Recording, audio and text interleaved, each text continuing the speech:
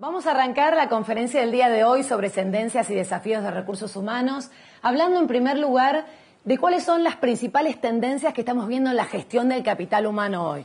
Luego con Gonzalo vamos a ver un poco más cómo bajar estas tendencias a tierra, qué herramientas tenemos disponibles, cómo podemos trasladar esto que está ocurriendo en el mercado a la gestión cotidiana en nuestras organizaciones, ¿sí?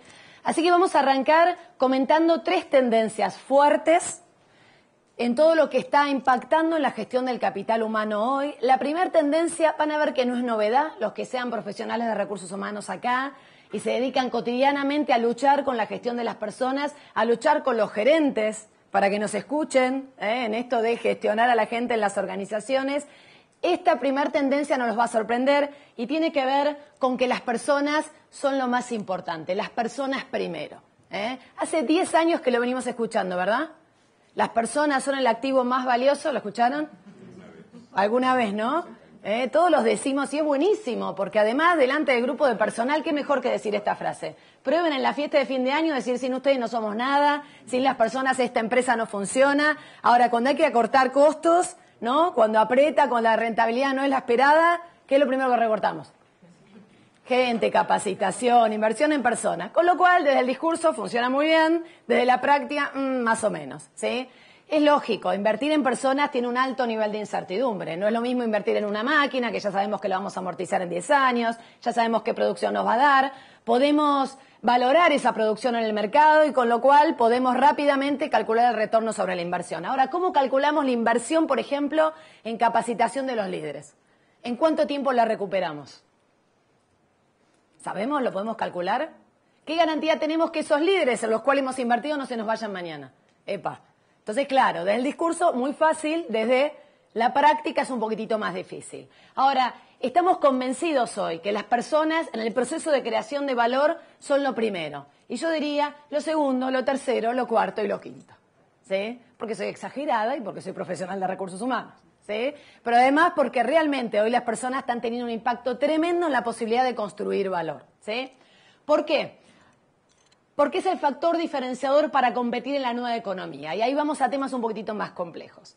Desde que la oferta igualó la demanda y ya no somos los únicos en el mercado que venden nuestros productos y los servicios, estamos todo el tiempo en la lucha de la diferenciación. Porter decía, no hace falta ser, no alcanza con ser más o mejor, hay que ser diferente. Y en esto de la búsqueda de lo diferente hemos transitado por un montón de diferenciadores. Precio, producto, funcionalidad, servicio, hemos vendido soluciones. Hoy estamos encontrando que las personas construyen el factor diferenciador que tiene que ver con el servicio, que tiene que ver con la experiencia. Estamos en las puertas de una nueva era de construcción de valor. Ustedes saben que hemos transitado varias eras en términos de cómo construimos valor. La primera fue la era agraria, en donde el trabajo era artesanal. El lugar físico donde se desarrollaba el trabajo era el propio hogar, la propia casa. Luego vino la revolución industrial. Con la revolución industrial arrancaron las fábricas. Se traslada de la familia y de la casa el lugar de trabajo a las organizaciones. Aparecen todos los conceptos taylorianos de eficiencia, la medición del tiempo, la especialización del trabajo. Y el producto empieza a ser protagonista. Taylor, que fue el gurú de ese momento, le traspasó toda su teoría a Ford y Ford hizo escuela. Hizo escuela de la especialización, hizo escuela de la automatización, de la especialización del trabajo y creó un nuevo tipo de trabajador, el blue collar, ¿lo escucharon? Todos lo escuchamos, ¿no? Blue collar, el trabajador manual, que se especializaba justamente por ser muy hábil o tener mucha fuerza para desarrollar una actividad. Luego vino la tercera era. ¿Cuál fue? Agraria. La tecnología fue el medio, la era de la información, ¿sí? Si la máquina de vapor con la revolución industrial fue el emblema de la era productiva, la computadora es el emblema de la era de la información. Y con la era de la información viene un nuevo tipo de trabajador, el white collar. ¿Qué es el white collar? El trabajador de conocimiento, el trabajador intelectual que agrega valor no por lo que hace, sino por lo que piensa. Y estamos en las puertas de una nueva era, la era conceptual. ¿La escucharon mencionar? La era conceptual, en donde no nos vamos a diferenciar ni por el producto ni por el servicio, sino nos vamos a diferenciar por la experiencia. Esta sí es una palabra que se escucha, el concepto de vender experiencia. Las automotrices ya no te venden más un auto, te venden la experiencia de la velocidad. ¿Escucharon? ¿Sí? venía a vivir una experiencia. Y la experiencia tiene componentes distintos al producto y al servicio. Tiene un buen producto, tiene un buen servicio, pero además tiene un componente emocional. Hay un libro que a mí me encanta, que cuenta esta historia mucho mejor de lo que la acabo de contar yo en 2 segundos, que es el libro, ahí está, La Sociedad de los Sueños, del Rolf Jason, que hace toda esta recapitulación. Simplemente les traje esta frase poética. Dice, el sol se está poniendo en la sociedad de la información, que es donde estamos viviendo. Hemos vivido como cazadores y granjeros en la era agraria, hemos trabajado en fábricas en la era productiva, ¿sí? Y ahora estamos viviendo en una sociedad basada en la información cuyo ícono más emblemático es la computadora. Bueno, señores, ahora estamos en las puertas de un nuevo orden social y económico. Estamos en la sociedad de los sueños, una cuarta era en esto de cómo se construye valor. Los futuros productos y servicios deberán apelar a nuestros corazones, no solamente a nuestra cabeza. Debemos sumar valor emocional a productos y servicios. ¿Qué es sumar valor emocional a productos y servicios? Díganme una marca que suma valor emocional. Coca-Cola, que te vende felicidad. Joder, ¿no? Fuera español, qué barro. Yo que soy adicta a la Coca-Cola y la creo, la compro. Otra marca que vende experiencia, que vende emoción. ¿McDonald's? Starbucks. Starbucks es el rey de la experiencia también, ¿sí? No vende solo café. Apple. ¿Alguien es fanático de Apple acá? Son interesantísimas las charlas de la gente que es fanática de Apple, ¿no? Porque es irrebatible todo lo que dicen. Te miran y te dicen, no entendés. Una vez que entras al mundo Apple, vas a entender. Y una vez que entras, no salís más. Digo, no sé, te lava el cerebro Apple, tiene, ¿no? Tiene una conexión emocional tan fuerte de la marca que tiene que ver con esta venta de experiencia, ¿sí? Ahora, para sumar valor emocional, ¿cómo hacemos en nuestra oferta de valor? ¿Quién da valor emocional? ¿Quién da la parte emocional? Las personas. Se ha avanzado muchísimo en la robotización, en la automatización, ¿vieron, no?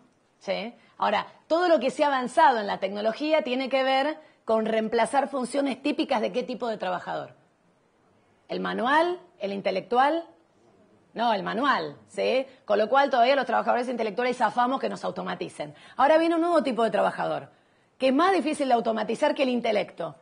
Teníamos el blue collar, el trabajador manual, ¿sí? En la era productiva. Teníamos el trabajador intelectual o de la información, o el white collar en la era de la información. ¿Y ahora qué trabajador se viene? Sí, el creativo. Emotional collar, exactamente, el trabajador emocional se viene, que se diferencia justamente no por su capacidad intelectual, sino por su capacidad de ser empático, de crear vínculos, de relacionarse con un otro, de dar ese valor emocional, ¿sí? Es el trabajador que va a ofertar la experiencia. Con lo cual, para sumar valor emocional, ¿qué necesitamos, señores? Inteligencia emocional y gente. ¿Y la inteligencia emocional en qué packaging viene? No se puede meter en otro packaging. Esa es la buena noticia. Todavía no hemos podido lograr que un robot reconozca emociones o rastros faciales, ¿sí? O gestos. Con lo cual, por ahora, esta nueva competencia que necesitamos, que es la inteligencia emocional, viene en un packaging que somos nosotros, con lo cual vamos bien. Hay que ver si lo tenemos adentro, porque tener el packaging no te garantiza el talento. Las organizaciones no necesitan gente. Saben esto, ¿no? ¿Qué necesitan las organizaciones? No, bueno, para hacer dinero, ¿qué necesitan las organizaciones? Talento, capacidades, competencias para hacer cosas. Lo que pasa es que el talento viene en este packaging, ¿sí? ¿Ok? Cuando el talento se pueda separar de este packaging, estamos en el horno. ¿Ok? Por ahora no, por ahora vamos bien con este nuevo tipo de trabajador, ¿sí? Entonces necesitamos personas. ¿Quién lo hará? La gente. Miren este libro. Por fin encontré un libro que lo diga. ¿Qué dice? Empleados primero, clientes después. Porque en el mundo de la experiencia y de valor emocional, se ha comprobado que una persona no puede ofertar una experiencia si no está bien primero esa persona. Y esto ya lo hemos comprobado miles de veces como consumidores cuando nos atiende alguien, ¿o no? ¿Sí? Con lo cual, si la persona está bien, si la persona se siente cómoda en esa empresa, si está orgulloso del servicio que vende, si tuvo un buen día, ¿cómo nos va a tratar? Va a tener mucha más posibilidad de entregar emocionalmente bien esa experiencia al consumidor, ¿sí? Como la entrega tiene un componente emocional altísimo, tenemos que estar emocionalmente bien primero nosotros. Con lo cual se cumple esta ley. Si las personas están muy bien, las personas van a dar un buen servicio, ¿no? ¿Sí? Si las personas dan un excelente servicio, el servicio se va a ocupar ¿de quién? De los clientes.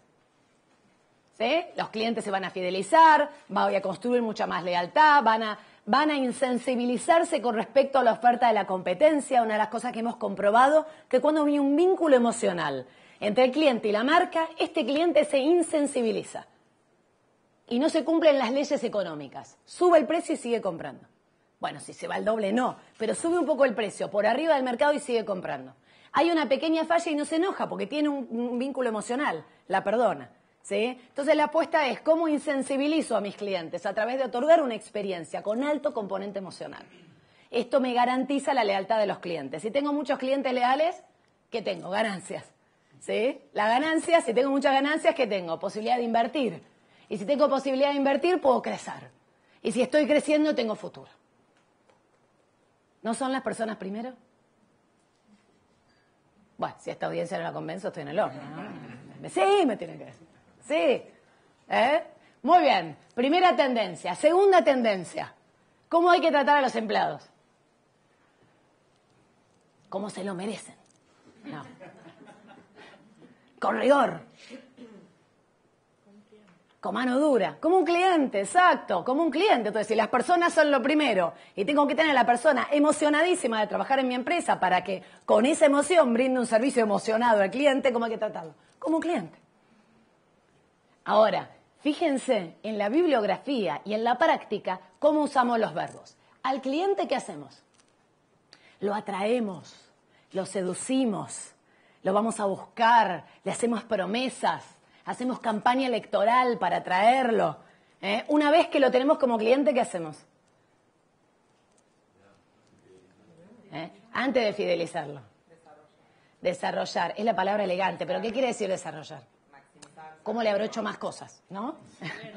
En realidad, ¿cómo hago para, lo digo como lo dice en el libro, para no quedar tan mal, ¿cómo hago para aumentar el valor del cliente? Dicen los libros. Aumentar el valor del cliente, ventas cruzadas, venderle más servicio, extender el ciclo de vida del cliente, etc. ¿Sí? Eso es desarrollar elegantemente al cliente. ¿Qué es maximizar el valor del cliente? Básicamente.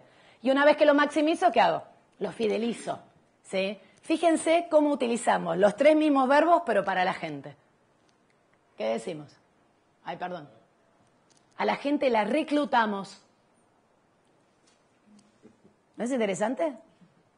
Seguro hay alguien acá que trabaja en el área de reclutamiento y selección. ¿No es buenísimo? O sea, al cliente lo atraemos, a la gente la reclutamos. ¿De dónde viene la palabra reclutar? ¿Y por qué utilizamos palabras militares en el mundo de las emociones? Porque en realidad no es una palabra nueva, viene de la época de Taylor. Cuando por primera vez se construyen las grandes organizaciones y se empieza a hablar de la eficiencia del trabajo y empezamos a estudiar cómo organizar a tanta gente en un ámbito productivo, no teníamos mucho benchmarking, gente. No había universidades que te daban estas charlas. Entonces dijimos, vamos a copiar en algún lado. ¿Dónde sacamos las best practices? Y dijimos, ¿qué otras dos grandes organizaciones gestionan mucha gente y la organizan? La Iglesia y el Ejército. La Iglesia tiene la fe. Está por el horno. Las empresas, fe, ¿no? El dogma, bueno, no sé, alguna, no sé. Bueno, pero tan fuerte como la Iglesia, no. Esta cosa de no necesitamos ver para creer en la Iglesia. Sin embargo, las organizaciones sí. Entonces la Iglesia no sirve y entonces sacamos muchas prácticas del ejército. Reclutar. En vez de desarrollar, maximizar el valor del empleado, ¿qué le decimos? Disciplinar. Hay que lograr que el empleado nos haga caso. ¿Sí? Y en vez de fidelizar, decimos retención del talento, que es un concepto bastante moderno incluso, la retención del talento. ¿Qué diferencia hay entre retener y fidelizar? Retener es en contra de tu voluntad. Ojo que hay empresas que te retienen como cliente. Denme un ejemplo. Los contratos duros. ¿Hay alguien de telefonía celular acá? Digo, avísenme así no hablo mal, pero... La letra chica. Viste que te haces cliente en un microsegundo, pero para deshacerte tardás 6 meses. Toda la letra chica. Eso es retención, ¿sí? Con lo cual, a los empleados los retenemos y a los clientes los fidelizamos. Ya estas palabras no corren más. Si queremos tratar a los empleados como clientes, tenemos que, en vez de reclutar, atraer. Y en el concepto de atraer, tenemos que crear una marca empleadora en el mercado. Hay un mercado de clientes donde nos posicionamos, pero hay un mercado del talento, que es escaso, ¿sí?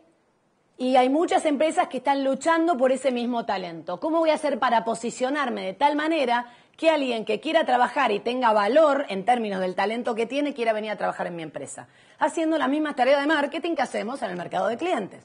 Me posiciono, eso se llama employee branding o marca empleador, ¿sí? Que ya lo habrán escuchado. ¿Por qué? Hoy, ¿quién construye posicionamiento de marca en el mercado de talento? ¿Quién posiciona o desposiciona una marca en el mercado de talento? ¿La empresa? ¿Quiénes? Los propios empleados. Lo mismo que los clientes posicionan y desposicionan un hotel en TripAdvisor, ¿sí? O un restaurante en Guía Olio. Bueno, RealRef, métanse si quieren, RealRef, www.realref.com. Dan ranqueada a las empresas. ¿Quién es un TripAdvisor de empresas? ¿Quién las ranquean? Los pasantes, los empleados. Dicen, no vengas a trabajar acá porque te dicen que te van a dar capacitación y te tienen sacando fotocopias 6 meses. Sí, métanse, es muy interesante. Claro, entonces se posiciona. Ahora, o sea, el chico que va a ir a buscar trabajo, ¿a quién le va a quedar más? ¿A la página oficial de la empresa o a este portal? A este portal. Con lo cual, si quieren trabajar en employee branding, primero empiecen por adentro. Porque los empleados que tengan, sí construyan un posicionamiento en el mercado, ¿sí? Con lo cual, no sirve más reclutar, hay que atraer. Reclutamiento y selección no sirve más, hay que atraer el talento que tenga ganas de venir a trabajar con nosotros. Tacho reclutar, pongo atraer talento. Espero que dentro de 10 años veamos en los libros un nuevo proceso que se llama atracción de talento, ¿sí? No más reclutamiento y selección. Disciplinar no sirve más. En los 100 años que tiene la empresa moderna, no fuimos muy creativos, utilizamos solamente 2 métodos para alinear a la gente. Miren qué elegante lo digo. Para lograr que la gente haga lo que yo quiero que haga, utilizamos 2 herramientas. Solo 2. ¿Cuáles? Muy bien. Zanahoria, látigo. ¿Sí? Solo que le pusimos distintos nombres depende de la época. La zanahoria hoy tiene un nombre bono, tiene como nombre fashion. ¿Sí? La zanahoria es el premio, el látigo es el castigo. ¿Sí? Daniel Pink, se lo súper recomiendo a este señor, que este es su último libro. Dice que en realidad la zanahoria, o sea, los premios y los castigos, lo único que hacen es mover, no te motivan. Te mueven a hacerlo. No lo haces porque tenés ganas de hacerlo. ¿Sí? Lo haces por la esperanza de lograr un premio o con la ilusión de eludir el castigo. Te mueve. ¿Sí? Acá hay una señora embarazada, no lo voy a hacer, pero lo voy a hacer con el señor. Al frente, por favor, acá. No hagan esto en sus casas. Mírame. Un premio. ¿Cómo funciona el premio? El premio funciona así. Te atrae el premio. ¿Sí? Te atrae. La zanahoria. Yo tenía un jefe que me decía, la zanahoria está delante, nena, me decía todo el tiempo. Digo, ¿dónde está? No la veo. No la alcancé nunca en esa empresa. ¿Sí? Ahora me movía. ¿Sí? ¿A qué le dijeron esta frase? La zanahoria era muy típica de los 90, Los que tienen mi edad. Bien, te mueve. ¿Vos tenés ganas de venir? No. Pero, bueno, si tengo que hacer este torre de trabajo por este premio, dale, te lo hago. Pero no tenés ganas de hacer el trabajo, venís por el premio. Entonces te muevo, no te motivo, ¿sí? ¿Cómo funciona el castigo? Date vuelta. El castigo funciona así. ¿Sí? También te muevo. Nada más que no te atraigo, te empujo. Muchas gracias, caballero. Veo que no era algo de riesgo. Te mueve. Claro, se podría haber hecho esto también, ¿no? El palo te mueve, ¿sí? Pero te mueve no porque lo haces no porque tenés ganas de hacer el trabajo, sino porque querés evitar que te peguen, que te saquen el premio por productividad, el premio por presentismo, que te suspendan, que te aperciban, que te despidan. Ahora, lo haces, pero ¿cómo lo haces? Con miedo. A contragusto. Y cuando lo haces solo por el premio, ¿cómo lo haces? También lo haces a contragusto. Lo haces solo por el premio, no porque te parece que está bien lo que estás haciendo. ¿Sí? Pídanle a un hijo que ponga en la mesa. Y díganle que después de poner la mesa le vas a regalar un iPod. ¿Cómo te pone la mesa el pibe? Listo. ¿Vieron las mujeres como somos? Que le pedimos a nuestro marido que ponga en la mesa y no nos alcanza. Queremos que la ponga con ganas. ¿Viste? Le decimos, no, pero no me alcanza. Yo quiero que te guste poner la mesa. Bueno, lo mismo que hacemos nuestros maridos, hacemos en las empresas. ¿Sí? Le ofertamos un premio, le amenazamos con un castigo, pero también queremos que le guste. Es muy difícil. ¿Sí? Con lo cual, hoy la clave, ¿cuál es? Dejar de utilizar premios y castigos, perdí el pasador, acá está, y empezar a trabajar en lo que Daniel Pink llama la fuerza intrínseca de hacer las cosas porque quiero, de hacer las cosas porque me gustan, de hacer las cosas porque creo que es lo correcto para hacer. Eso se llama motivador intrínseco. Encontrar la motivación adentro y no en el afuera. ¿Cómo? Complicadísimo. Da para otra charla. ¿Sí? El secreto. El secreto, claro. ¿Viste? Ahora falta que pongan un libro que diga el secreto. Flow. En el trabajo. Claro, flow. Hay una teoría de la motivación que es la teoría de flow. ¿Sí? Que yo explico muy bien porque mi marido se queda jugando a las consolas de juego hasta las 4 de la mañana por la teoría de flow. Claro, no tiene ningún beneficio. Al contrario, te perjudica y sin embargo no puedes parar de hacerlo. ¿Sí? Esa es la teoría del flow, que es de los años 70, by the way, ¿no? Digamos, ahora la retoma Pink en su libro. Muy bien, con lo cual, disciplinar no va más, vamos por la motivación. La fuerza intrínseca de la motivación. Retener no sirve más. Y Daniel Pink dice esta frase: hay que pagarle a la gente de tal manera de sacar el tema de la plata de la mesa. Obviamente, si estoy pagando 30% por debajo del mercado, todo el tiempo voy a tener el tema del dinero. Si tuve un 8% de inflación y yo ese año no aumenté el sueldo, todo el tiempo voy a tener el tema del dinero haciendo ruido. Con lo cual, pagar bien a la gente no motiva, pero elimina la insatisfacción. Y yo no puedo motivar si tengo gente insatisfecha. ¿Sí? Pero pensar que por pagarle a la gente va a salir como loca a hacer algo, o se va a quedar y va a entregar su lealtad toda la vida a la empresa, también es una ilusión. ¿Sí? Hoy, cuando hablamos de retener o de fidelizar, hablamos del salario emocional. Además del salario fijo, del salario variable, estamos incorporando un nuevo tipo de salario, que es el salario emocional. No paga cargas sociales, buena noticia. Porque creo que todavía no sabemos cómo calcularlo. El día que sepamos, ya nos van a aprovechar con cargas sociales. No. ¿Qué es el salario emocional? Es sentirse bien, orgulloso de estar en la empresa, decirle a todos, miren, yo estoy en una empresa fantástica. Esa es una consecuencia del salario emocional. Sentirte contento de estar en la empresa. Ahora, ¿qué te da la empresa para que vos, más allá del sueldo, el variable, de todos los beneficios, a vos te guste estar en la empresa? Por ejemplo, para vos será un buen ambiente de trabajo, ¿sí? Para otra persona será la oportunidad de aprender y todo el tiempo hacer cosas distintas. La otra persona será, tengo un jefe que me motiva como loco, lo admiro al jefe, lo admiro, y ese es mi salario emocional. ¿Sí? Me conseguí novia en el trabajo. Eso es salario emocional. ¿Sí? Me hice un grupo de amigos con el cual voy a jugar al fútbol. Es salario emocional. Trabajo con gente de mi edad que me divierto. Es salario emocional. Ha cambiado también, porque antes no era bien visto que tuvieras tu pareja dentro de la empresa. Aún todavía te voy a decir que hay algunas empresas que te permiten el noviazgo, pero si te vas a casar uno tiene que renunciar. Aún. Sí, por supuesto. Sí. Y también estaba la tendencia a no contratar familiares en el ámbito de trabajo. ¿Sí? Con lo cual, el salario emocional tiene que ver también con ofertar una experiencia al cliente. Al cliente, sí, al empleado. ¿Sí? Y esto te fideliza. Tercera y última tendencia.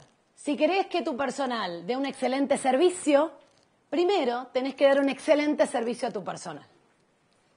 Alguien que es maltratado internamente, que es castigado, que le gritan, traslada ese comportamiento ¿a quién? Al cliente que tiene que atender. Entonces, para dar un servicio de excelencia, primero hay que ofertar desde adentro un servicio de excelencia a quien luego va a dar el servicio al cliente externo. ¿Sí? Tercera y última tendencia. El liderazgo es...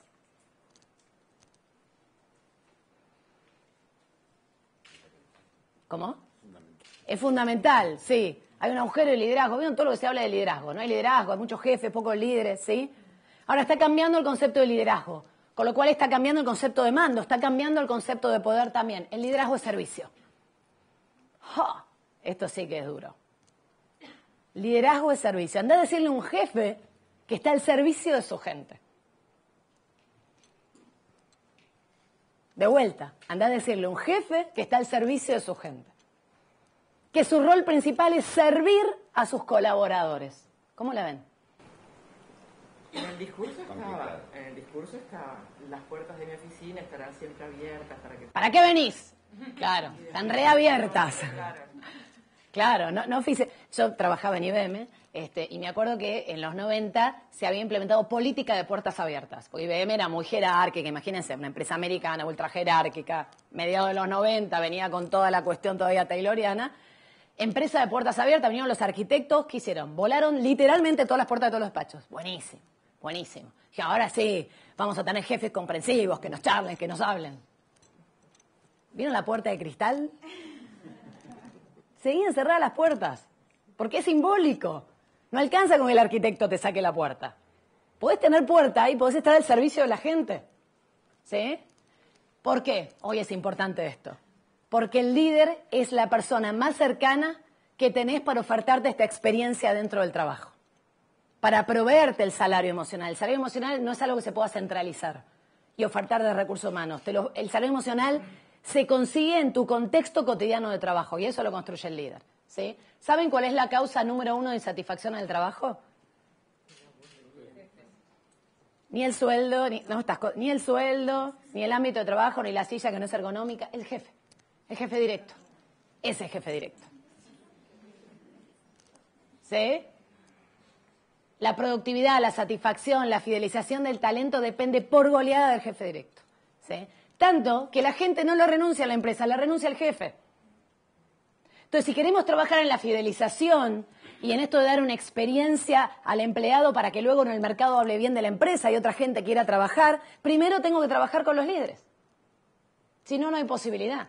Si tengo gente que maltrata, ¿qué voy a tener? Empleados maltratados que van a maltratar al cliente y van a hablar mal de la empresa en el mercado. Ahora, es muy difícil culturalmente cambiar esta concepción del jefe que entra solo, que tiene su despacho, que nadie lo moleste, el jefe está ocupado, te va a hablar cuando tiene un rato y lo ves una vez al mes.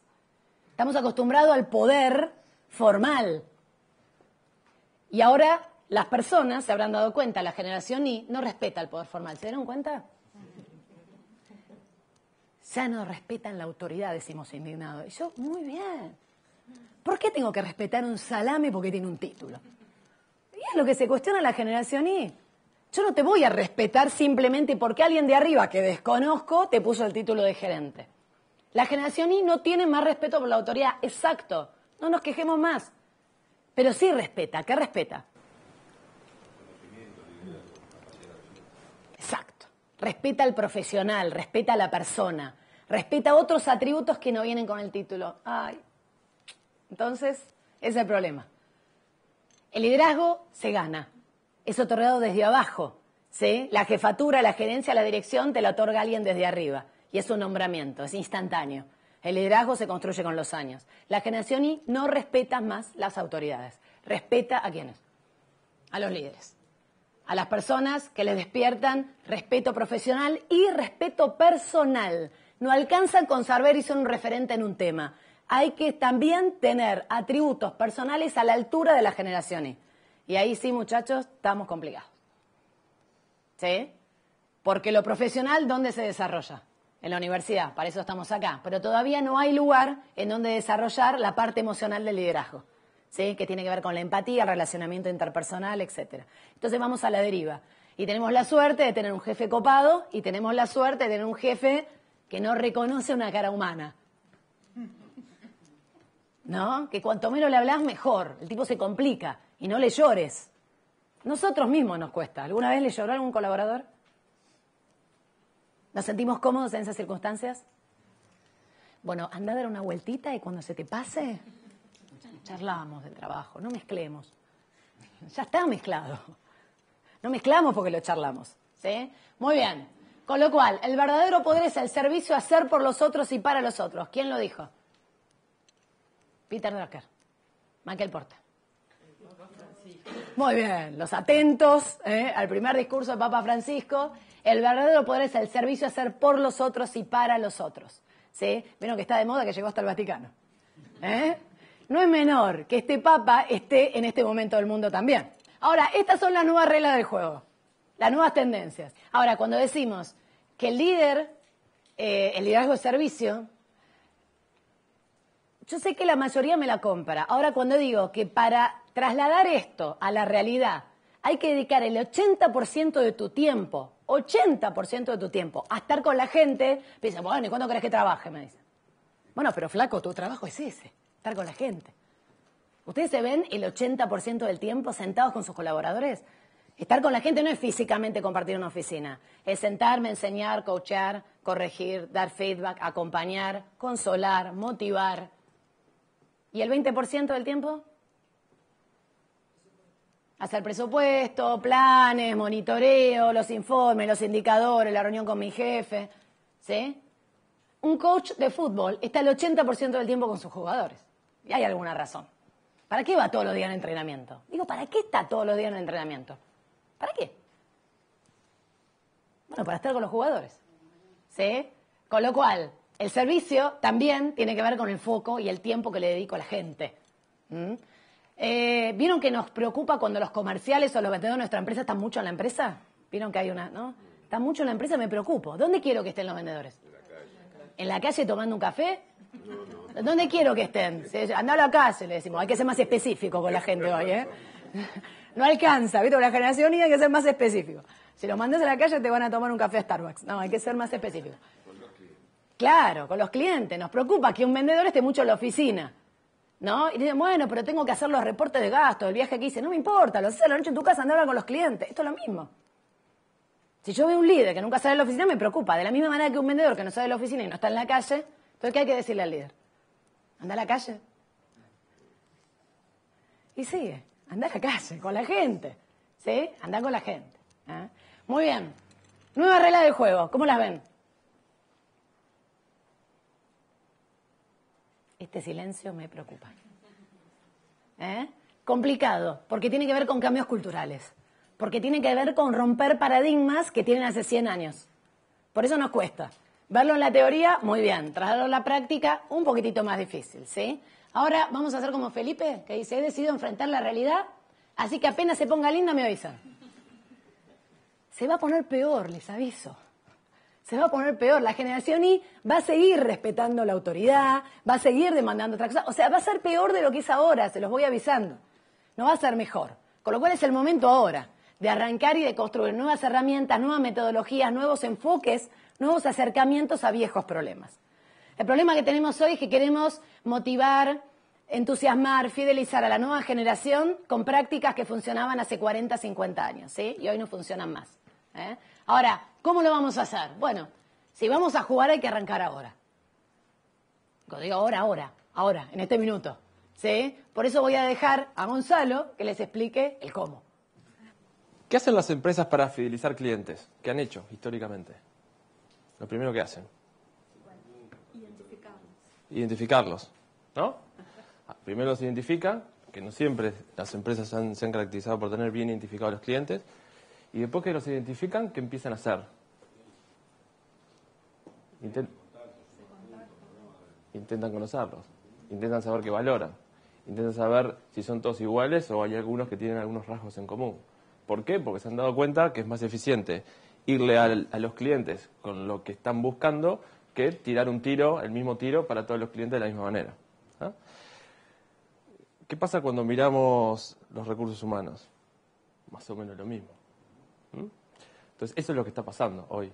Lo que comentaba Carolina, el concepto de fidelización del cliente, el pasaje al concepto de fidelización de personas, tiene que ver también con esto.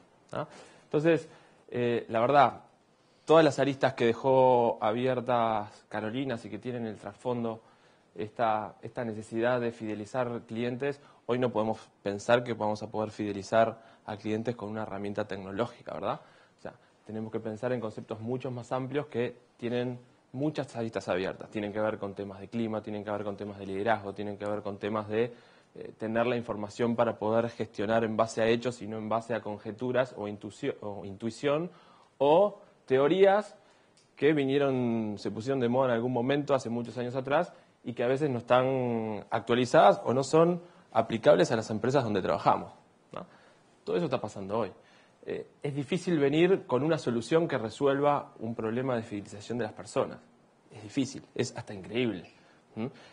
Sin embargo, es típico cuando uno está en una charla en la empresa, que siempre hay una solución para los problemas que vive la empresa. No, tenemos que, porque todos los jefes no los podemos cambiar de un día para el otro, y son los que están, y son probablemente los que toman las decisiones de cómo los que terminan gestionando los recursos que tenemos. Entonces, tenemos restricciones como para poder llevar a la práctica todo lo que como especialistas en recursos humanos nos gustaría hacer en las organizaciones en las que trabajamos. Restricciones del estilo, las personas son las que están, y a veces no hay la posibilidad real de tener desvinculaciones en las empresas como nos gustaría muchas veces. Pasan los jefes, pasan los mandos medios, pasan en los niveles técnicos, ¿no? Eso pasa, es verdad. Entonces, ¿qué podemos hacer con las restricciones que tenemos? Es hoy lo que están viendo las empresas y pasa acá y pasa en otras partes del mundo. ¿Quién ha escuchado el concepto de Big Data? De los 4 que levantamos la mano, partiendo de la base de que hay muchos más que saben pero no levantaron la mano porque no quisieron, digamos. ¿Cuántos han escuchado la aplicación de Big Data o Analytics a la gestión de recursos humanos? Bueno. Entonces el objetivo, o sea, lo que pretendo que cuando salgan de aquí se lleven es, los que no levantaron la mano, entender el concepto de Big Data, entender el concepto de Analytics, entender el concepto de cómo aplicar esto como una de las herramientas a la gestión de recursos humanos. Y 4, me voy a animar, saber por dónde empezar si quisieran hacerlo en sus organizaciones. ¿Está bien? ¿Soluciona esto todas las nuevas reglas de juego que comentaba Carolina? No. ¿Ayuda? Sí. ¿Ah?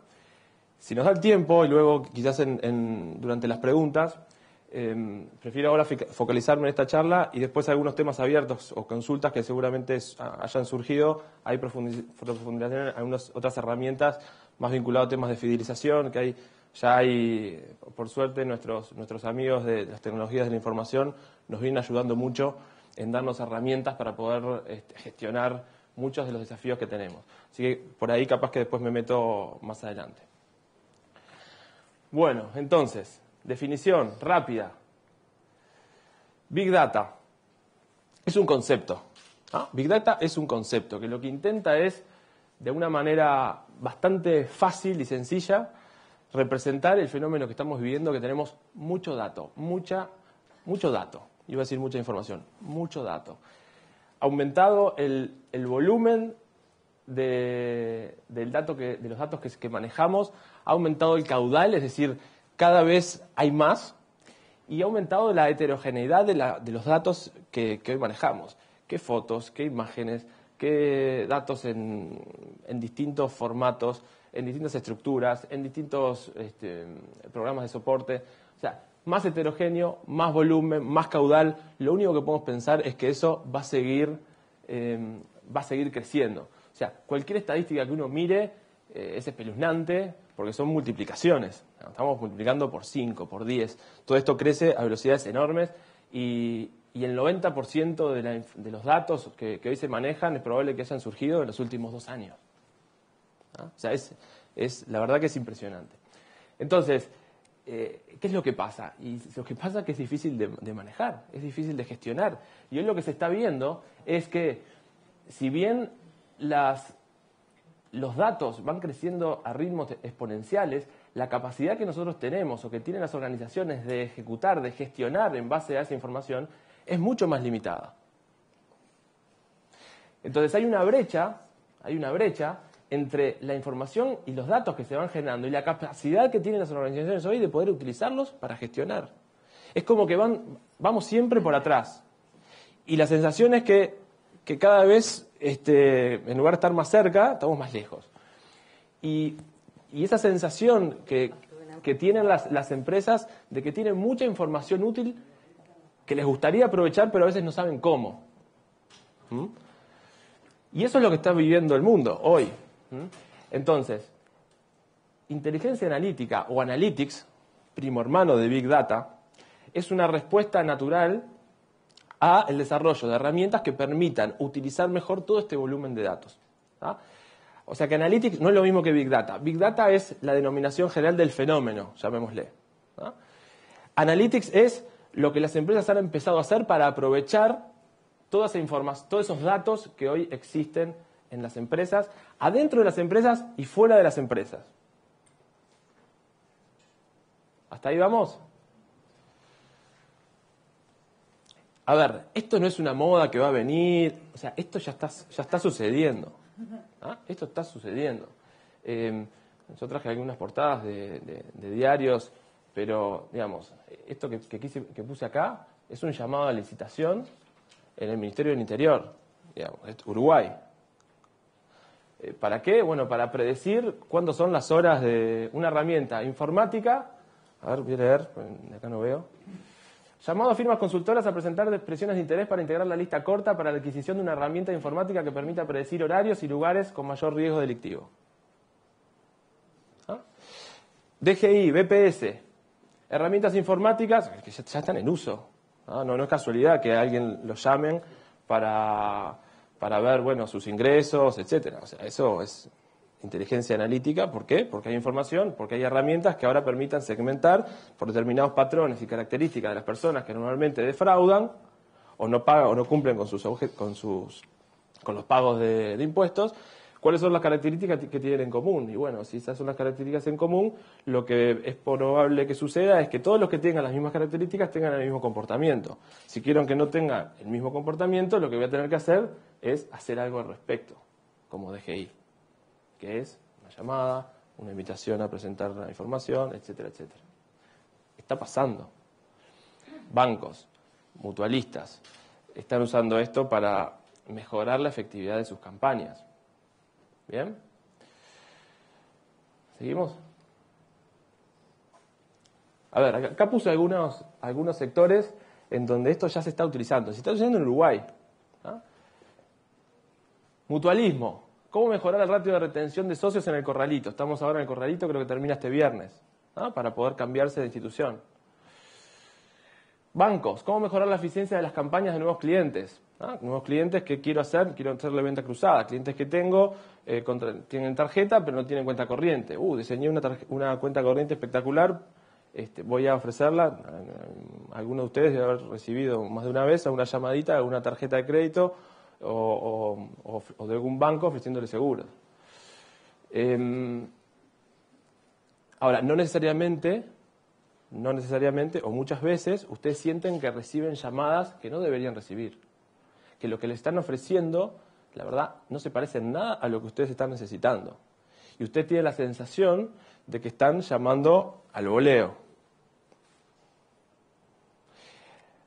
O sea, ustedes tienen la sensación, muchas veces, que el banco que dispone de sus datos no los está utilizando para darle a ustedes lo que ustedes necesitan. Y otros que sí. Otros que antes de que ustedes pidan la ampliación de la tarjeta, los llamaron para ofrecérselo. Alguien que antes de que ustedes estén pensando dónde me gustaría ir de vacaciones, reciben un folleto con promociones para los lugares que efectivamente usted valora. Y se siente la diferencia. Y eso tiene que ver con fidelización del cliente, ¿no? Si ustedes ven que las empresas en las que ustedes compran servicios sienten que están un paso adelante de ustedes y están anticipando sus necesidades, eso fideliza, eso mejora la experiencia, ¿verdad? Lo que está por detrás de eso es analytics. No es casualidad cuando sucede. Casualidad puede pasar si en el voleo ustedes eran el indicado. ¿Ah? Entonces hoy Analytics se está utilizando para eso, en los bancos, en los retailers. Digamos, ¿a cuántos reciben esa revistita con promociones, no sé, los mailings, ¿no? Bueno, algunos reciben eso y así como viene va a la basura, ¿no? Y otros, efectivamente, lo utilizan como una herramienta y de ahí toman decisiones de compra. Bueno, ¿cuán eficiente está siendo eso como una herramienta y el costo de inversión de todo eso por detrás puede o no tener Analytics?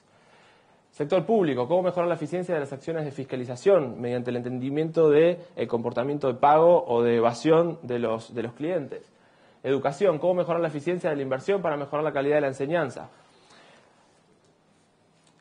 A ver, y mucho más. O sea, son algunas de las preguntas. ¿Ah? Lo que quiero es tratar de entender con ustedes cómo es la lógica que está por detrás del proceso de Analytics. ¿Ah? Vimos Big Data, vimos el concepto de Analytics, por qué surgió, vimos algunos lugares donde ya se está usando. Y ahora quiero que entiendan el proceso de cómo es esto. Lo primero es el desafío, el problema que queremos resolver, el caso de negocio. Acá, por ejemplo, puse uno, ¿cómo mejorar el ratio de retención de socios en el corralito? Entonces, ese es el problema planteado. ¿El problema planteado por quién?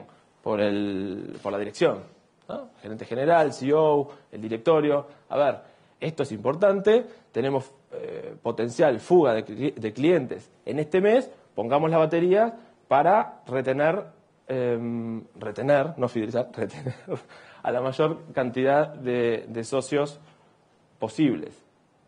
O mejor dicho, que nos interese, ¿no? Capaz que algunos, si podemos aprovechar la volada para invitar, no le hacemos la llamadita, ¿no? Entonces, ¿qué es lo que primero que hacemos? Bueno, ese es el problema. ¿Qué datos tenemos?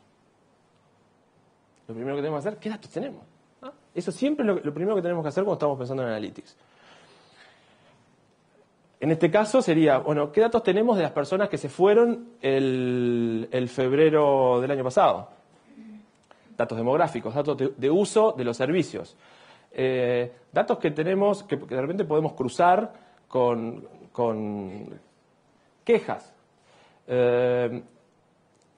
Y después, en algunos sobre los que tomamos acciones y finalmente no se fueron. Es decir, podemos tener clientes que querían irse, pero luego los convencimos con determinadas acciones. Podemos tener registradas las acciones o no. Ahora, si tenemos registradas las acciones, si tenemos datos cuantitativos de las características de las distintas poblaciones, desde edad hasta antigüedad, hasta gustos, hasta entorno familiar, hasta nivel socioeconómico, lo que se les ocurra, de qué si estudiaban en la universidad o no, qué universidad, si era la ORT, si era la Universidad de la República, todo lo que tengamos puede llegar a ayudar, ¿no? Lo primero es qué datos tenemos. Segundo, tratar de analizar patrones de comportamiento. De todas estas variables de datos que tenemos, empezar a jugar con los datos, con modelos matemáticos, estadísticos. Acá entra el corazón de la numerología, hasta acá, ¿no? Es qué relaciones o patrones podemos identificar que puedan predecir lo que sucedió. Y por ende, predecir lo que va a pasar frente a situaciones similares. Si nosotros logramos entender cuáles fueron la combinación de variables más relevantes que incidieron en las cosas que ocurrieron, vamos a poder predecir lo que va a suceder frente a la misma realidad. Y vamos a poder incidir entonces, si queremos que no ocurra lo mismo, con acciones específicas para revertir eso, ¿no? Con lo cual, lo siguiente es definir cuáles son esas acciones, definir cuáles son esas políticas y evaluar, aprender y el ciclo continúa. Esto pasa siempre, este proceso. ¿Qué pasa si llevamos esto a la lógica de lo que estamos hoy acá, recursos humanos? ¿Ah? Preguntas, yo puse algunas. ¿Existe algún patrón en las personas que dejan la empresa y en los que mejor o peor desempeñan? ¿Existe cómo y cuánto incide la política de beneficios que tiene la empresa en el desempeño de las personas o en el ratio de rotación? Algunas preguntas que pueden estar en la cabeza en un directorio o en una gerencia general o en un equipo de management. Un ratio de rotación del 20%, del 30%. Está arriba de la mesa. Bueno, ¿quiénes son los que se van? ¿Ah? Hoy, muchas veces lo que tenemos como información son los datos de egresos. ¿Ah? Se van los más jóvenes, se van los más viejos, se van los que tienen determinadas características. ¿Ah? Y a veces se tiene esa información y es una información que ayuda. Ahora, pero no necesariamente es explicativa de el por qué. ¿Ah? A veces hay esta información de las entrevistas de salida, donde se hacen determinadas preguntas que a veces si están adecuadamente registradas pueden ser un insumo más. A veces hay que sacarle el IVA a lo que uno a veces recoge de este tipo de encuestas, pero son todos datos que sirven. ¿Cómo está incidiendo la capacitación en el desempeño y en la carrera de las personas? ¿Qué patrones se identifican en quienes gestionan los clientes más satisfechos? ¿Cómo incide la relación con el jefe en el desempeño y en la tasa de rotación? A ver, todas estas preguntas hoy nos las hacemos y hoy tienen respuesta. Yo estoy seguro que ustedes en su organización hacen estas preguntas y hoy tienen una respuesta. Ahora, probablemente no sea la misma si comparan las respuestas del gerente general con el gerente de recursos humanos, con el gerente de operaciones, con el gerente de finanzas, y mucho menos con la persona que hace 3 meses que entró. Entonces, de lo que se trata acá no es ni de cambiar las preguntas, ni de cambiar las respuestas. De lo que se trata acá es de tener una herramienta que nos permita tener información con veracidad cuantitativa que nos permita basar decisiones en hechos y no en conjeturas. Muchas veces quienes están en el negocio de la selección o quienes leen currículum, ustedes ven, hay cosas que no gustan, ¿no? O sea, ¿qué cosas no gustan cuando uno lee un currículum? Y no gusta que la persona no tenga nada de experiencia o una experiencia muy similar a lo que se está pidiendo. En general, eso no gusta. ¿Qué otra cosa no gusta? Que la persona cambie muchas veces de trabajo. Y tampoco gusta mucho que haya estado en los últimos 5 meses sin trabajo. Esas 3 cosas, en general, son... Bueno, muchas empresas que estudian estos temas en otros países demuestran que no necesariamente esas 3 características son adecuados predictores del nivel de desempeño de muchas de las personas, por ejemplo, que tienen foco con relación con el cliente directo. Sino que hay otros aspectos que son mucho más relevantes, como por ejemplo el nivel académico, ciertas características, rasgos de personalidad. A veces el mejor predictor del desempeño de una persona ni siquiera es la persona, sino su jefe. Entonces no pongamos todas las baterías en los procesos de reclutamiento de personas para determinadas posiciones y en realidad el determinante del desempeño es el jefe. O sea, preocupémonos por el jefe. Digo, para empezar a plantearse algunos temas. Entonces, el mismo proceso. ¿No? El mismo proceso. ¿Cuál es el desafío o el problema que queremos resolver? ¿Cómo reducir, por ejemplo, acá puse uno, cómo reducir la rotación de las personas menores a 35 años en un call center?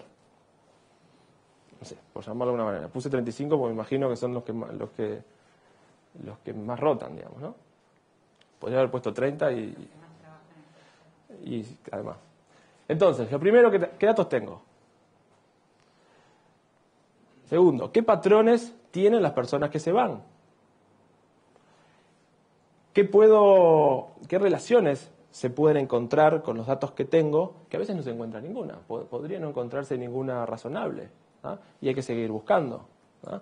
Pero a veces sí. A veces podemos encontrar, por ejemplo, que las personas que terminan yéndose con más probabilidad son personas que o vienen del interior, o vienen de Montevideo, o tienen determinado nivel de estudios, o determinado nivel socioeconómico, o personas que por ahí tienen hermanos o no tienen hermanos, en fin, relaciones que en principio uno podría no ver con una relación causa-efecto, cuando se combinan, uno puede hallar algunas combinaciones que abren pistas nuevas que vale la pena indagar. Políticas, acciones. ¿Ah? Ejemplo, cambios en el perfil de contratación. En lugar de determinados procesos de contratación, cuando identifico cuáles son los verdaderos elementos que yo tengo que considerar con este objetivo, quizás tenga que cambiar las técnicas que estoy utilizando. Quizás pueda reducir el número de entrevistas. Quizás pueda ya descartar algún tipo de candidatos. Puedo cortar la cantidad de entrevistas, el tiempo de los test. ¿Cuánto cuesta esto? En un call center, ¿cuánto uno puede ahorrar con decisiones de este estilo? Si con eso yo además logro mejorar la rotación, porque esas personas además van a permanecer más tiempo en la compañía, reduzco la cantidad de nuevas contrataciones. O sea que me elimino la necesidad de nuevas búsquedas. Pero además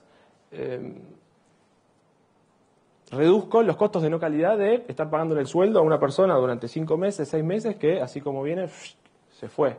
Todo eso que invertí en términos de horas de coaching, que son horas caras, como horas de gerente, horas de de capacitación y los sueldos que estuve pagando, porque una persona que entra no es 100% productiva desde el primer mes, sino que está, digamos que en promedio, en el mejor de los casos, 6 meses recibiendo la mitad del sueldo sin aportarle nada a la organización. Todo eso se va. ¿Cuánto cuesta eso? De repente son 4 sueldos, 5 sueldos si uno identifica esto. ¿Ah? Imagínense esto entonces, lo que puede ser los beneficios o el ahorro de costos que puede generar las organizaciones que tienen mucha rotación. Pero tengo un ejemplo. ¿Ah? Entonces, esto es lo que se está viniendo y esto está pasando. Entonces, ¿qué mejoras de procesos podríamos esperar en selección? Clarísimas. Apuntar mejor en los procesos de reclutamiento, tanto en la definición de perfil como de los test. ¿No? En retención, ¿no? Encontrar patrones y trabajar a partir de estos patrones para que la retención debería bajar por 2 vías. Por las vías de mejorar la contratación, o sea, tener una entrada más selectiva desde el punto de vista de la lógica del funcionamiento del negocio de nuestra organización, una vez que la entendemos bien. Y por otra vía, por la vía de las acciones que son más valoradas por la gente que se va y no queremos que se vaya, ¿verdad? Porque va a haber gente que sí es sano y es bueno que cada tanto vaya permitiendo la renovación, ¿verdad? ¿Qué más? Staff planning.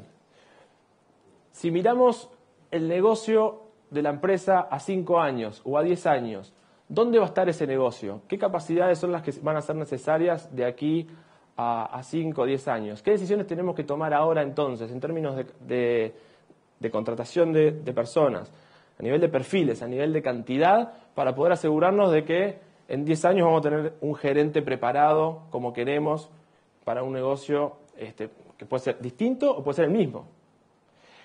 Si hoy miramos muchas de las empresas públicas, estoy hablando y de la Administración Central, estoy hablando de ANCAP, estoy hablando de UTE, estoy hablando de Antel, estoy hablando de OCE, de la Administración Central, uno puede ver, si analiza la demografía, entre los 40 y 50 años, entre 40 y 50 años, es más, 36 y 50 años, vacíos.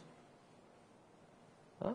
Tenemos una población a nivel de jefaturas y gerentes entre los 50 y los 60, mucha gente nueva que ha entrado en los últimos tiempos y que tiene en realidad menos de 30 años, y en el medio, poca cosa. ¿Ah? Entonces, ¿qué pasa cuando uno proyecta estas cosas? ¿A quiénes van a ser mis gerentes dentro de 10 años? ¿Estamos tomando hoy las medidas necesarias? ¿Quiénes van a ser mis mandos medios dentro de 10 años? ¿Ah? ¿Qué tengo que estar seleccionando hoy en función de los patrones de salida, en función de los patrones de desempeño, en función de los distintos patrones que fuimos identificando? ¿Qué decisiones tengo que tomar ahora y qué ajustes tengo que hacer ahora en mis políticas, pensando en lo que va a suceder en la empresa de aquí a X años? Beneficios. Políticas de beneficios. Hoy hablamos todos de beneficios flexibles. La lógica de que como todos somos distintos, tenemos que darle a las personas lo que quieren. Muy fácil. Pero después lo que tenemos son políticas de recursos humanos donde tenemos capacidad limitada para ver qué podemos hacer ahí. ¿Qué es lo que más se valora? Podemos hacer cosas focalizadas. Ahora después en las preguntas, si surge este tema, quería contarles algunos temas que se están haciendo en este sentido. Y lo mismo en desarrollo, ¿no? En lo que es capacitación. Claramente la capacitación siempre está ahí entre las variables que son predictoras de cosas que suceden en la organización, desde la retención, desde el desempeño, etcétera. Bueno, ¿estamos apuntando bien los tiros en lo que estamos haciendo? ¿Qué aprendimos? ¿Dónde es más efectivo la inversión en capacitación? ¿Y dónde no? ¿Dónde estamos tirando de repente la plata o dándole cosas al empleado que la empresa nos está beneficiando? ¿No? O sea que, en realidad, y podemos poner algunas cosas más, se ve claramente que aquí hay negocio en trabajar en esto. Finalmente quería terminar con 2 conceptos. Uno es, bueno, ¿y por dónde empezamos? ¿Esto es para empresas chicas? ¿Esto es para empresas grandes? ¿Se puede hacer en Uruguay? ¿O esto lo está haciendo? Son de ese tipo de cosas, porque esa es la pregunta típica, me adelanto en realidad. Así que quería hacer un comentario. Esto digamos que tiene que haber un porte mínimo porque si no, no tiene sentido. Pero cuando hablamos de porte mínimo hablamos de empresas de 300 personas para arriba, 200 personas para arriba, ¿no? Que, a ver, pueden ser también un poco más chicas y pueden utilizarse estos conceptos a esa escala, ¿no? Con herramientas pensadas para esa escala, ¿no? Pero en general esto tiene más impacto a nivel costo-beneficio cuando hablamos de empresas con cierto porte, ¿no? Entonces, ¿cómo empezar? Caso de negocio, ¿no? Caso de negocios, que no tiene que ser un business case, ¿no? O sea, es lo que le decía, ¿cuál es el problema que tenemos que resolver? Es una hoja, ¿no? Cuando nosotros tenemos el caso de negocio, y a veces lo que pasa con Analytics, uno tiene la sensación, o a veces la manera que se presenta, de que esto es como un equipo que está entre cuatro paredes, todos técnicos, viendo con computadores enormes o pantallitas, ¿no? Y viendo permanentemente relaciones y encontrando pistas, ¿no? De por acá, totalmente abstraídos de un problema de negocio. Esa realidad, eso sí, no sirve para nada. O sea, puede servir en determinadas funciones de inteligencia donde el problema surge de ahí. Digamos, en la vida real, lo que manejamos, lo primero tiene que ser entender el problema, definir un problema, un desafío a resolver. Ahí debería empezar el partido. Y no estar unos técnicos viendo relaciones y correlaciones para ver, bueno, logré predecir el uso del café, la gente lo usa de mañana y la verdad de tarde. No, o sea, ¿cuál es el problema que queremos resolver? Eso es lo primero. Y que todo el esfuerzo que tengamos es, veamos qué datos tenemos en relación con el problema que queremos resolver, internos, externos, y no necesariamente directamente relacionados, para sobre eso trabajar. Datos. Los datos hay que limpiarlos. A veces tenemos datos que están desactualizados, que no está el nombre, no está, o el nombre estaba, en algunos lados está, la cédula no está, a veces está esto, a veces, o sea, limpieza de datos, ¿ah? Mejoramiento de datos, incorporación de datos que no tenemos. Acá es donde, tercera etapa, es donde entran los técnicos, ¿ah? El estadístico, el matemático, ¿ah? El que encuentra a partir de los datos, busca y genera modelos predictivos. Esa etapa es la de explicar qué pasó. Luego viene la etapa de qué va a pasar. O sea, teniendo claro qué fue lo que generó lo que sucedió, bueno, ahora pensemos, si no hacemos nada, ¿qué es lo que va a pasar? Ahora finalmente decir, bueno, ¿cómo hago para que lo que vaya a pasar poder incidir sobre lo que va a pasar? ¿Ah? Ese es el proceso normal que tiene esto. ¿Qué se necesita para empezar a trabajar en esto? ¿Cuáles son las capacidades que se necesitan? Buenas noticias. A ver, gerentes, Pensar. Gerentes tienen todas las compañías, ¿verdad? Dueños o directores tienen todas las compañías. Esa es la parte fácil, digamos, ¿no? O sea, esa está siempre. ¿Ah? ¿Qué más? Ese gerente o ese directivo tiene que ver en esto una oportunidad de negocio, una oportunidad de mejora de la performance en un problema de negocio determinado. ¿Ah? Tiene que verlo y tiene que tener la iniciativa y el sponsoreo para llevar esto adelante. Ahí es donde estamos un poco a veces más complicados, ¿no? Pero eso es importante y la figura está. Ese va a tener siempre alguien que sabe más del tema. O sea, si es un tema de recursos humanos, seguramente sea alguien vinculado a recursos humanos. Ese siempre, en general, está. O si no, es el propio gerente que cumple, si la empresa es más chica, las dos funciones, ¿no? Este sí es el que no está, ¿no? El analista, el estadístico, el tuerca de los números, ¿no? Esto están pocas organizaciones, pero esto es el servicio que les dan las consultoras, ¿no? O sea que podrán tener su técnico cuando ya se hacen adictos y ven esto como herramienta, entonces el costo-beneficio, pero al principio prueben con el servicio que les va a dar una consultora.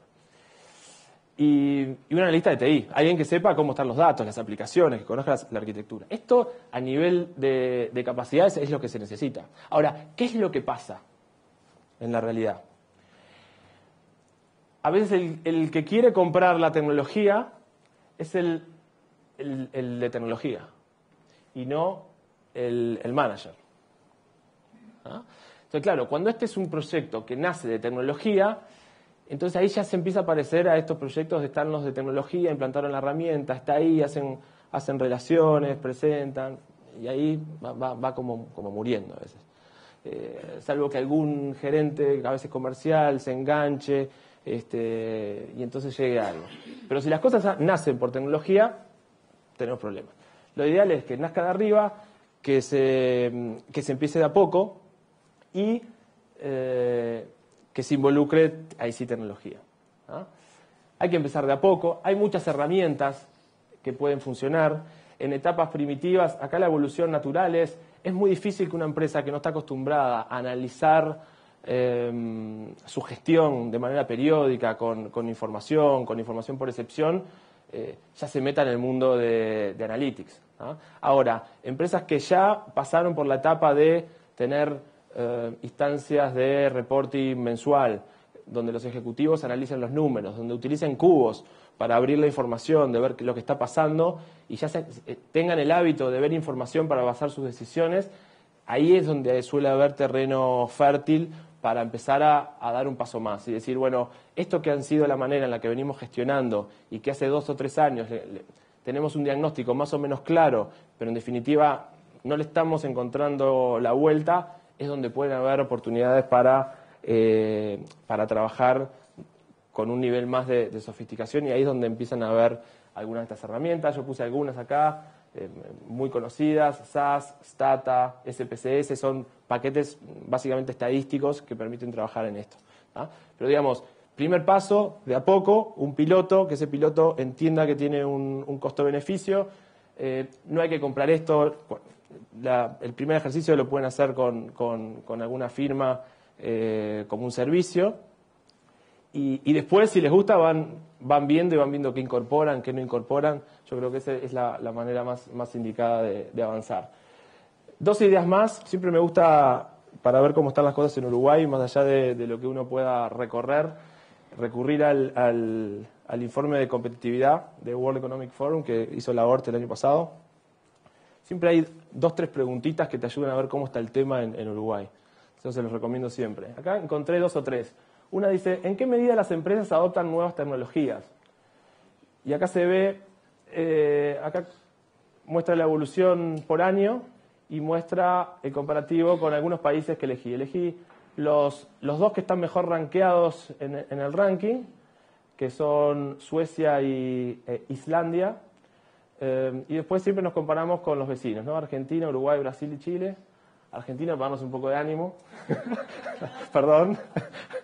Pero lo que vemos la verdad, la tendencia no es muy alentadora en cuanto a la adopción de tecnologías en Uruguay y bueno, siempre estamos un poquito por debajo de Chile, Brasil, estamos en el lugar 92.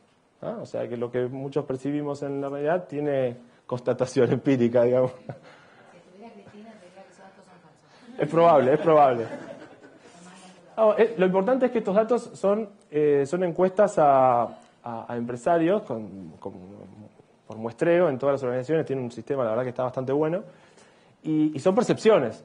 Muchas veces, cuando le preguntan al empresario, el empresario está revirado y lo que quiere es hacer una protesta, digamos, ¿no? Y bueno, yo creo que eso es lo que refleja ese número, ¿no? ¿En qué medida las empresas utilizan herramientas y técnicas de marketing sofisticadas? Y acá estamos en la cola, nosotros, lugar 74, y bueno, medio ahí en los últimos 2 años, sin mucha evolución. Y la última, ¿en qué medida las compañías tienen capacidad para innovar? Entonces acá lo quise ver el medio vaso lleno, que es que, bueno, aparentemente acá, tanto Uruguay como Argentina, tuvimos un repunte en el último año, con lo cual hay una cuota de esperanza aquí.